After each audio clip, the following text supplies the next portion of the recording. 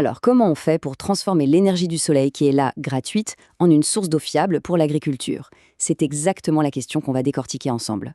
L'objectif, c'est de démystifier étape par étape la conception d'un système de pompage solaire, pour qu'on puisse passer de la simple idée à un projet bien concret qui fonctionne.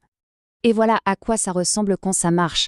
Une irrigation qui tourne toute seule, alimentée par le soleil, pour amener l'eau là où on en a le plus besoin. C'est vraiment une solution d'avenir, ça change complètement la donne pour l'agriculture dans les zones un peu isolées. On garantit à la fois l'accès à l'eau et à l'énergie. Bon, voici le programme. On va commencer par la base. Pourquoi le solaire au fond? Et ensuite, on va dérouler les 5 grandes étapes, du calcul des besoins jusqu'à l'installation et la maintenance. Comme ça, on est sûr de ne rien laisser au hasard. Allez, on commence.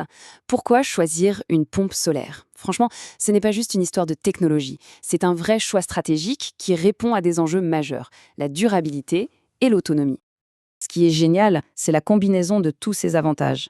On utilise une énergie propre, gratuite, le soleil, ce qui veut dire que les coûts de fonctionnement sont quasi nuls une fois l'investissement de départ amorti. Et pour une exploitation agricole isolée, loin du réseau électrique, là, ce n'est plus un bonus, c'est bien souvent la seule solution viable. On attaque la première étape, et c'est la plus importante. Bien évaluer ses besoins. C'est vraiment la fondation de tout le projet. Si on se trompe ici, c'est tout le système qui est bancal. Soit il sera trop faible pour faire le job, soit il aura coûté beaucoup plus cher que nécessaire. Ok, là il y a une distinction super importante à comprendre. Le niveau statique, c'est facile. C'est le niveau de l'eau quand tout est calme, quand la pompe est à l'arrêt. Mais attention, dès que la pompe démarre et commence à aspirer, le niveau de l'eau chute. Et ça, c'est le niveau dynamique. C'est cette valeur et uniquement celle-là qu'on doit utiliser pour les calculs. C'est la vraie hauteur de travail de la pompe. Ce terme, hauteur manométrique totale ou HMT, peut faire un peu peur. Mais en fait, l'idée est toute simple.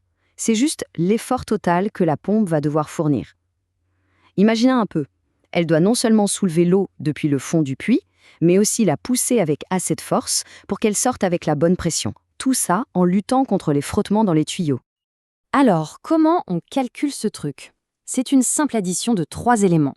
D'abord, la hauteur pure à laquelle il faut remonter l'eau.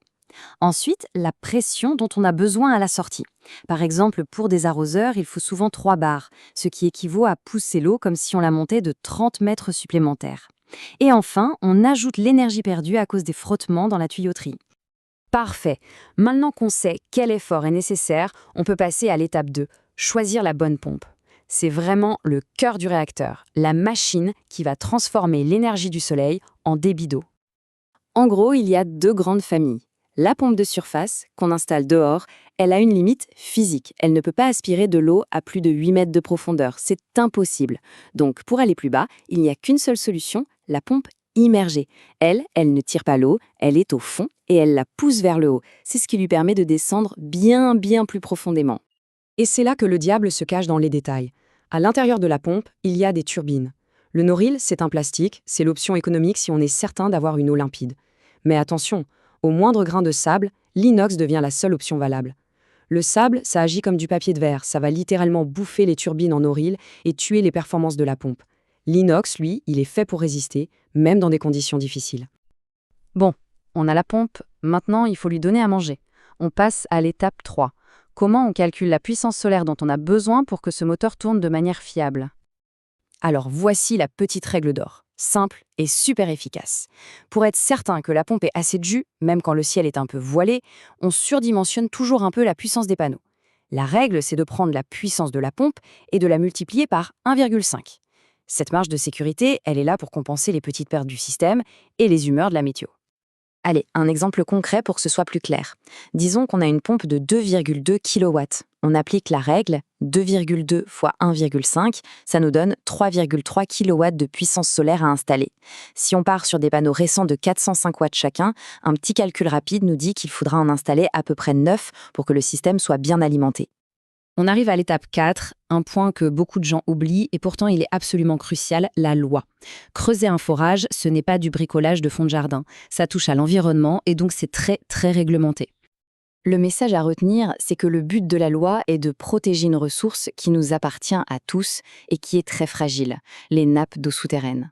Un forage qui est mal fait peut devenir une autoroute pour la pollution et contaminer l'eau potable pour des décennies. Alors, la question c'est, quand est-ce qu'il faut faire une déclaration? Eh bien, en agriculture, la réponse est simple. Quasiment tout le temps. Si on pompe plus de 1000 m3 par an, et ça va très très vite, ou si le forage descend à plus de 10 mètres de profondeur, c'est obligatoire. Et le point le plus important, il faut avoir le feu vert de l'administration avant de commencer le moindre trou. Pas pendant, pas après, avant. Ce schéma, il est très parlant. Il montre un des points clés de la réglementation. Le forage doit être implanté loin de toute source de pollution possible. Il y a des distances de sécurité à respecter par rapport aux bâtiments d'élevage, aux zones de stockage de fumier, aux fosses septiques. Ces périmètres ne sont pas négociables. Et au-delà de l'emplacement, la construction du forage en elle-même doit respecter des règles de l'art très précises.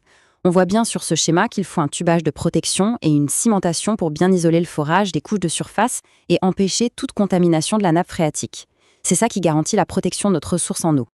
On arrive à la toute dernière étape. C'est celle qui va faire en sorte que tout ce travail tienne dans le temps, l'installation et l'entretien. Parce que c'est bien d'avoir un bon design et les autorisations, mais c'est encore mieux de s'assurer que le système va fonctionner sans problème pendant des années. Et si un jour ça ne marche plus? Surtout, pas de panique. Voici une petite checklist de dépannage, toute simple. On commence par la source d'énergie. Est-ce que les panneaux sont propres? Puis on suit le chemin du courant, l'onduleur, la pompe, les capteurs. 9 fois sur 10, le problème vient d'un truc tout bête, comme un panneau sale ou un flotteur qui s'est coincé. Finalement, un système de pompage solaire, c'est bien plus qu'une simple installation technique. C'est un projet qui demande de la rigueur, du respect pour la réglementation et une vision à long terme. C'est l'union parfaite entre deux ressources inépuisables, le soleil et l'eau, pour construire une solution vraiment durable et autonome. La vraie question, c'est, le projet est-il prêt à faire ce lien?